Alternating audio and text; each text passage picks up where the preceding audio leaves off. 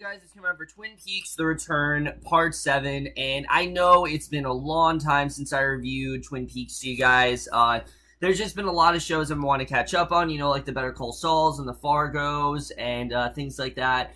And both Fear the Walking Dead and Twin Peaks just had to wait. I got Fear done last week, so this week I figured I would catch up on Twin Peaks, and that exactly is what I'm going to do, and what a good time to catch up, because what an episode this was. I mean, sure, once again, a lot of this stuff is slow-moving, because we do have 18 episodes, there's still quite a lot of story to tell, but a lot of things are starting to come together, and we definitely have a good understanding of what really is going on here, but let's just get into this episode, because we had a lot of stuff that we've wanted to see for a very long time. We had basically the first major appearance of Diane in this episode. We finally got a character's whereabouts, someone we haven't heard of since the original show. We finally got to hear more about them. And then, not a ton going on with actual Cooper this week. There's really not a lot going on there. There's only one scene with him,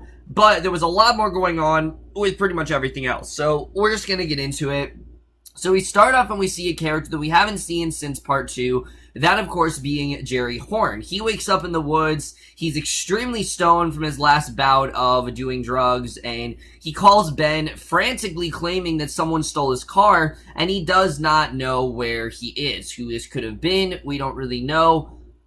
I'm gonna point the finger, I'm gonna say right now, I don't know if it really is, but I am going to point the finger, towards what ended up happening, with Richard. I think Richard could possibly have been the one that stole his car. I don't know if he really is, but I think he definitely could be the person responsible. So we'll have to see really what's happening. We didn't see Richard in this episode, but I'm pretty sure Richard is the person that stole his car. So at the Twin Peaks Sheriff's Department, Hawk then shows Frank the pages that he found in the bathroom door. As we know, Hawk found these pages here, and a lot of people were thinking this, and it is in fact confirmed that he discovered were actually 3 of the 4 missing pages from Laura's secret diary. Remember, Laura had a diary where she wrote down all this kind of stuff, and she gave it to Harold Smith. That was the last person who had it, and one of the pages details an encounter that Laura had with Annie Blackburn in a dream, where she told her that the good Dale is in the lodge and can't leave, and basically that's the one that is supposed to be her. So the one that is out and running, that's not the real Cooper, and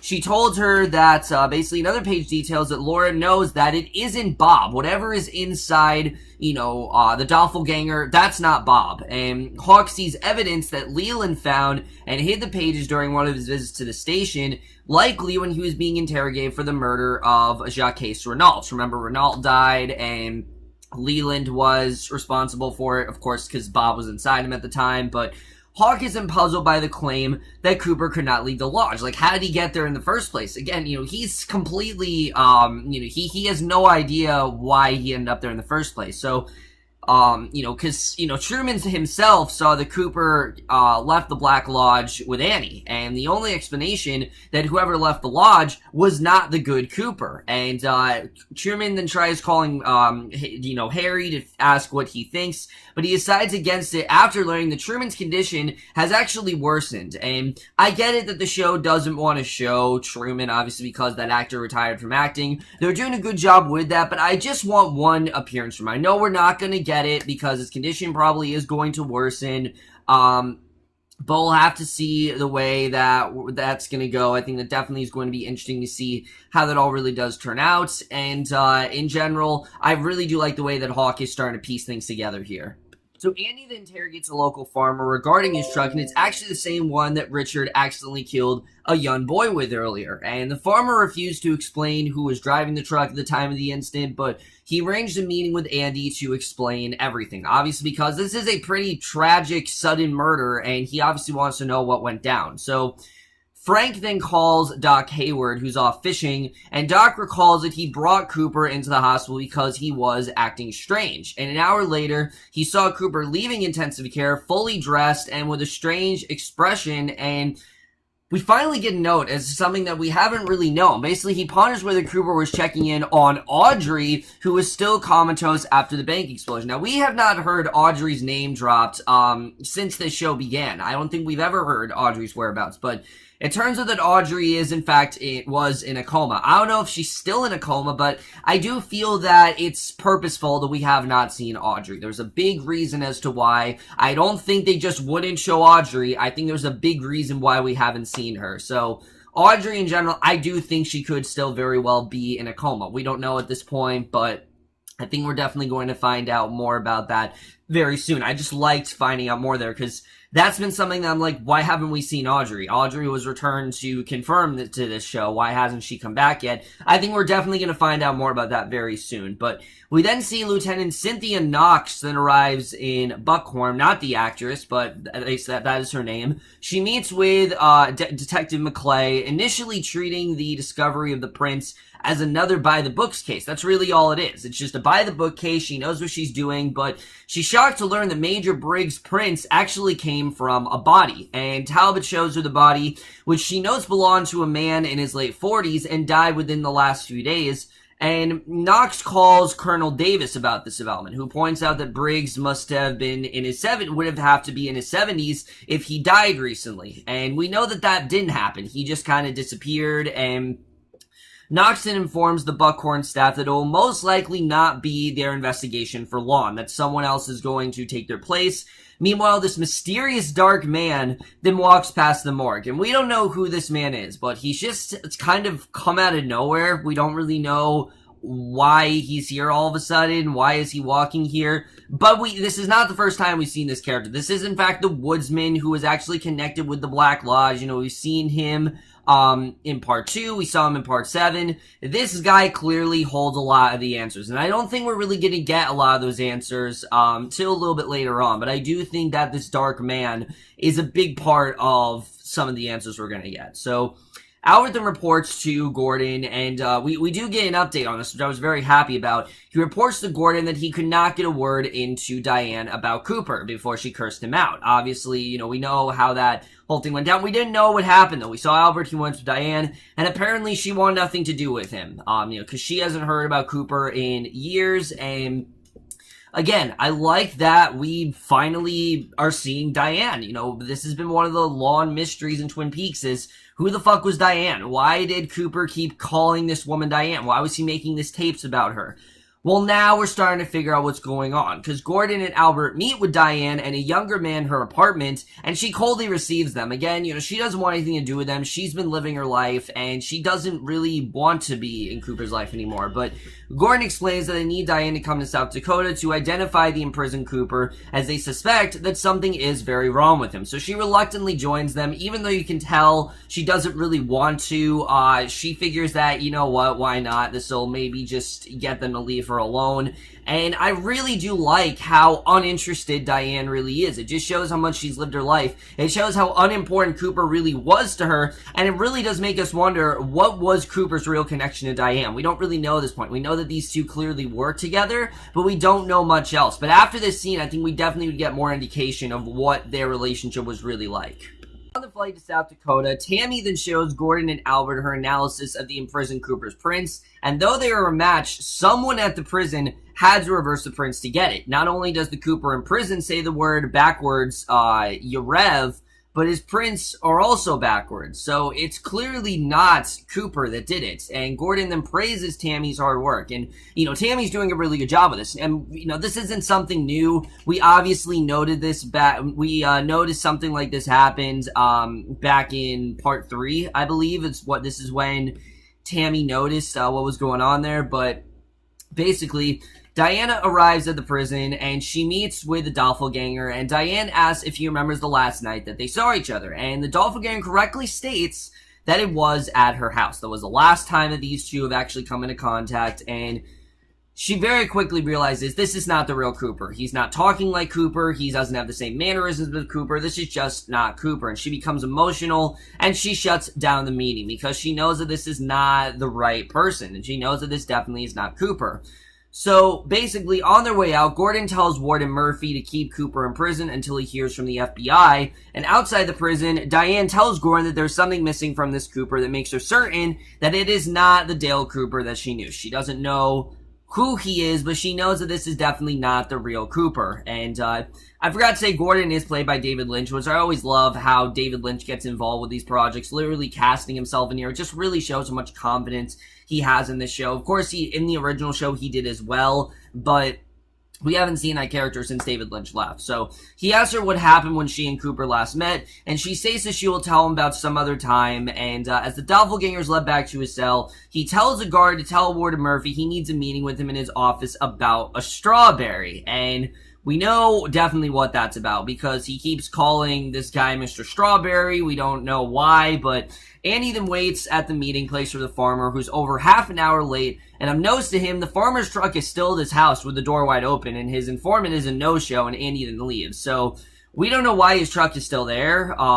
It's obviously still at his house, so clearly that truck, it's not the same truck that Richard was in, because he thinks that that truck obviously is with Richard. But again, I think that Richard actually took Jerry's truck. I think that's actually what ended up happening to him. That's, he's the one who stole his car. I don't know if I'm right, but that could very well be true.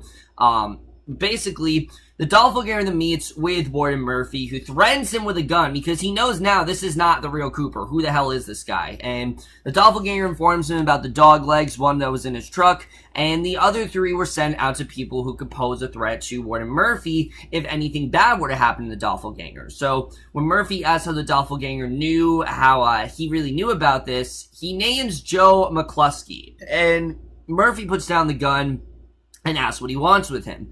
So Doppelganger requests a car for himself and Ray Monroe with a friend in the glove compartment that night, and he tells Warden Murphy that he will never see him again and no one will ever hear anything about Joe McCluskey or Mr. Strawberry. So again, we don't know what this is about. Why does he want Joe McCluskey? Why does he really want to work for him?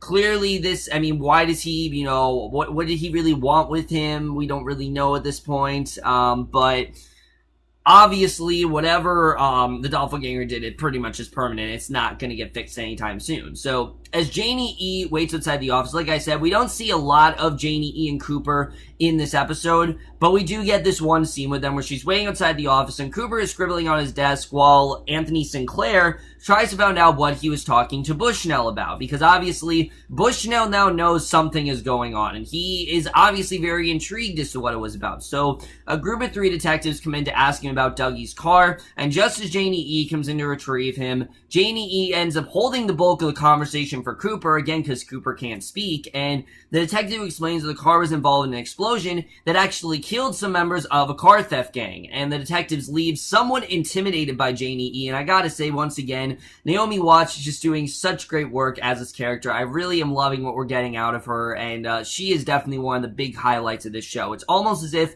Naomi Watts has always been here. I think she just has fit into this show perfectly, and I'm really loving what she's bringing to the table so far.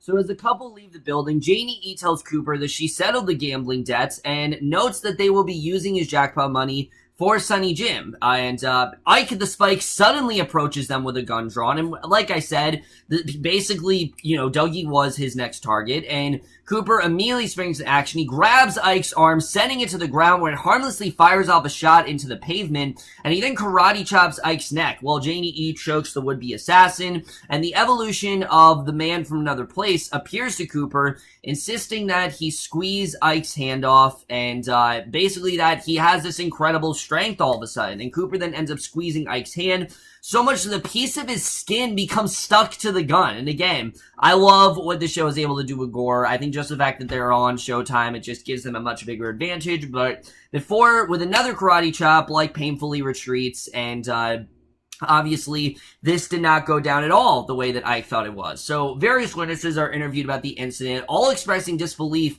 at Dougie's actions. How is Dougie able to do this? How does he have this incomprehensible strength? Where does this really all come from? So, basically, a forensic investigator then removes the pieces of Ike's skin from the gun, and clearly I think Dougie's now made himself a target. We don't know how this is really going to go, but obviously, Cooper's time from being in the Black Lodge, it has given him this incredible strength. We don't know what it's really about, but at the Great Northern Hotel, Ben and Beverly try to find out where a mysterious ringing noise is coming from. Beverly then gives him an old Northern key that came in the mail, and Ben is commenting that they switched to cards long ago. He then realizes the key actually belongs to room 315, which is the room that Cooper was shot in. So obviously there is some significance to room 315, obviously. So Beverly is ignorant about both Cooper and the murder of Laura Palmer. She doesn't really feel like there's a connection at all, but Ben then expresses amusement at it because he knows very well what's going on there. I mean, he's been through it for a very long time. And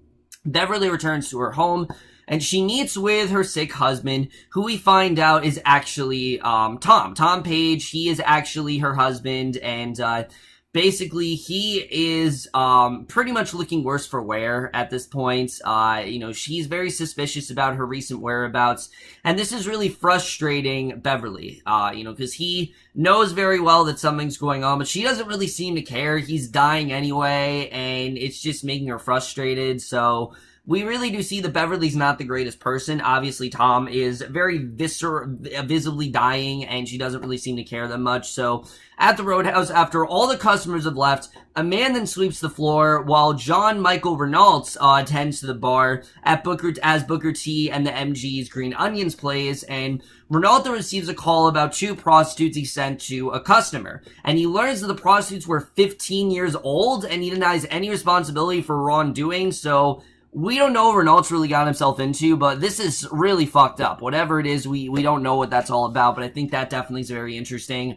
So the Doppelganger then somehow makes his exit from the prison. Ray Monroe, as Warden Murphy watches, obviously because he outright threatened the warden and basically said, you'll never see McCluskey again, whatever you want. So he's now out of prison, and late at night with the Double R Diner, Heidi and Shelly are then serving customers while Norma goes through some paperwork, and a man then runs in and asks if anyone has seen Billy before running out again. Now, who Billy is, we have no idea, but that is the way this episode ends. Really great stuff overall, but let's just get this episode and where it's going to take us into the rest of the season. So, definitely a lot to think about after this episode. First of all, who the hell is Billy? Why is this guy looking for him? What that really is all about, we don't really know. I think that definitely is going to be interesting. I don't know if that's really going to connect to anything, but we'll have to see. I don't really know what that's all about. But the big thing is, it really does seem like everyone is starting to piece together what's really going on with Cooper. First of all, the Doppelganger's out, and now pretty much everyone is starting to realize that, holy shit, this Doppelganger is not actually Cooper. This is clearly something, but it is not Bob. And if it's not Bob, then I don't really know. I mean, maybe it could be Laura Palmer, possibly, because we know that Laura Palmer obviously is connected to pretty much all of this. I mean, she really was the catalyst for all of this going down, and that's why Cooper is where he is right now. After all, Laura did say, I will see you in 25 years. What else has she been up to in that time? We don't really know. But we'll have to see really the way that's all going to go down. I think definitely we have kind of an idea of what's happening, but we don't exactly know what the whole plan of the Doppelganger is. But I do feel like we're going to get that answer very soon. As far as the real Cooper should be really careful, because obviously the real Cooper is starting to do a lot of things that seem very inhumane, and it's clear that he's developed this incredible strength since he was in the Black Lodge, and I don't know really what that means for him, but obviously there's a forensic investigator. I don't think this is going to end well for Cooper at all, but we'll have to see the way that really does go down. It's clear that he is starting to become more aware of himself. Like, it definitely is. I don't think him being Dougie is going to last for that much longer, but again, I could be wrong. We'll have to see the way that really does go down. As far as who took Jerry's car, again, I'm going to point the finger at Richard. I could be very wrong, but I think that it could very well be Richard, or it could be the Doppelganger. It's definitely one of those two people that are responsible for taking Jerry's car. I think definitely that's what's going on there. The other big thing that points toward Laura being a big part of this is the fact that Hawk found the last 4 missing pages of her diary. I don't think he would just find them. I think clearly someone set that trap for Hawk to find them, and there's a reason why those 4 pages are there. There's definitely some sort of a connection between those 4 pages, and we don't really know what that's all about. What are these 4 pages about? Why specifically these 4 pages? I think definitely, again, we're gonna get some kind of answer towards that very soon. What the answer is, I have no idea, but I do think we are gonna get an answer toward what those 4 pages really do mean very soon. So I'm interested in really getting into that. As far as Diane, I do think Diane is going to play a role in the rest of this season. I could be wrong. Maybe that's the last we see of Diane. Who knows? But at least Diane has an idea that this is not Cooper, and that the Cooper that she knew is not the Cooper that was in jail. That's just not Cooper. She knows very well who Cooper is, and she knows that this guy, definitely, this ain't him. This is not Cooper. This is not, how he usually acts, and she knows very well that that's what's going on. So I do think we're gonna find out more about that. But the really only other big thing, one, we know obviously that Cynthia Knox feels that this is just gonna go great and that it's just gonna be an open and shut case, but that's obviously not true. It's much more complex than that. And who is this mysterious dark man? What connection does he really have to the Black Lodge? As well as Audrey. We now know that Audrey was in a coma from that explosion. She did in fact survive the explosion, but she was in fact in a coma because of it. So we don't really know what that's all about, why this guy, why she's still in the coma, what really are Audrey's whereabouts right now. We don't really know much about that, but I do think that is intentional. And I do think that Audrey could end up becoming a huge part of this main plot, as well as Shelley. I think eventually this is all going to come together eventually. But this was just another really great episode. I really did love what we did get here. I'm really interested in seeing where we're going to go from this point on, because, again, there's still a lot of time left. There's a lot of story left to tell, and I don't know really where we're going to go. I do have an idea, definitely. People are starting to put together what's going on with Cooper, so I think definitely that's going to be a major part of the rest of this season, obviously. But I definitely really did enjoy this episode, and I am going to give Twin Peaks: The Return Part 7 an A-. That's been this episode of Twin Peaks: The Return. Let me know what you guys thought of this part overall. Loved your thoughts on it. I know I still have 3 other episodes left to review, parts, episodes, whatever you want to call them. And I know the next one is one of the strangest entries in Twin Peaks history, and don't you guys worry, I will see you guys for that. Okay, bye.